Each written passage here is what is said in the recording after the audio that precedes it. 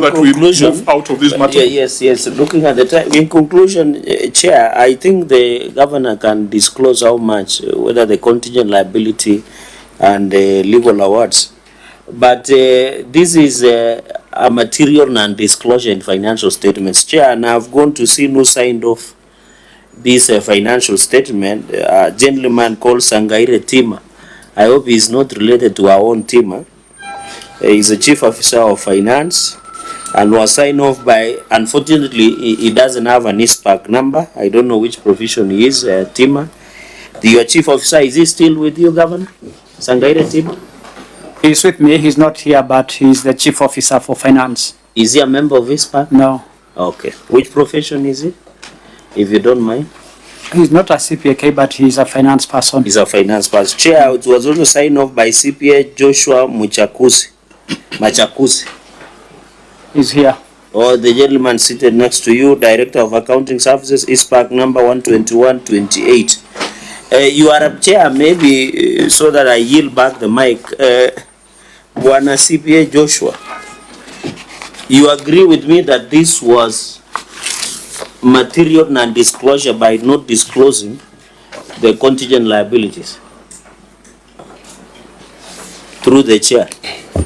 Yes, but no, don't use but. I'm saying but because you can only disclose contingent liabilities if you are provided details of the disclosure. Yeah, so from the accounting efficiency of time, yes, we are, they say numbers don't lie. Let's just what is there. Yes. You agree with me? This entity has contingent liabilities. It has. Review. It has. You didn't disclose. We didn't disclose, but we were not. Not, but I'm using what is there, the evidence. Okay, it was not disclosed, but we can be able to disclose this financial year. Chair, no. What I'm asking, Chair, if you allow me, you didn't disclose, which is you have agreed. So you agree as a profession you failed in your duty. No, I didn't fail my duty. You can only provide disclosure in the financial statement to the extent of the information given by the relevant department, like the county attorney. If I've not been given that is a county contingent liability that is due or that is going to be placed. Order. We will not take that direction. Even here in Parliament, there's something we say we take judicial notice of events. You cannot give that argument.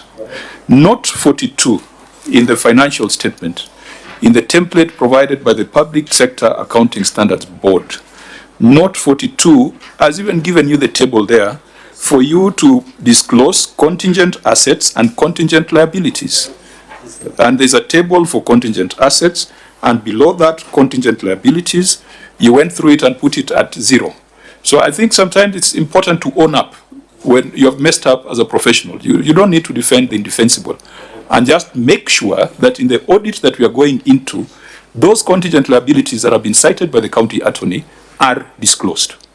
Governor, I hope we are on the same page. I agree with you, Chair, and we have actually every time had it in our accounts. We have discussed not once the issue of the contingent liability with that Kilimanjaro law thing in Amboseli. So I am also taken aback about it, and we will make it good by reporting it. Fine. Members, we need to get out of this matter. Chair, and because if you don't manage time, we still have other meetings. Chair, I think maybe you woke up very well today on the right side of the bed.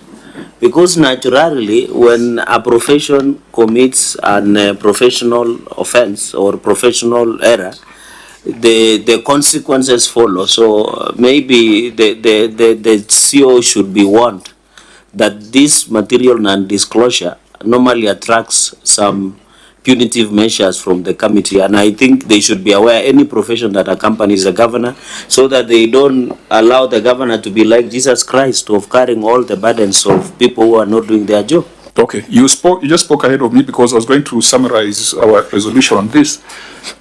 There was an earlier indicated non-disclosure of staff payables, which we have agreed that you must provide clarity on the exact amounts owed to staff. That was a material non-disclosure. and the issue of contingent liabilities is also another material non-disclosure. Members, I think we must take a resolution to the House that no county should carry debt older than 2 years. Because under what circumstance would a county owe someone for more than 2 years when every year religiously we pass the division of revenue and every year we pass CARA? Why should counties sit with debt over 2 years?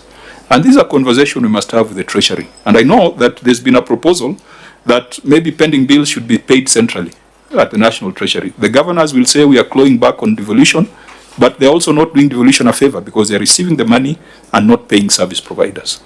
Auditor General, you must also question compliance with Regulation 25(1)(d) of the PFM county government regulations. When we looked at the report of CIA, you did a very good job because you queried the debt to revenue ratio in CIA and referred to that regulation 25(1)(b) that says the county public debt should never exceed 20% of county total revenues at any one time. You know that exists.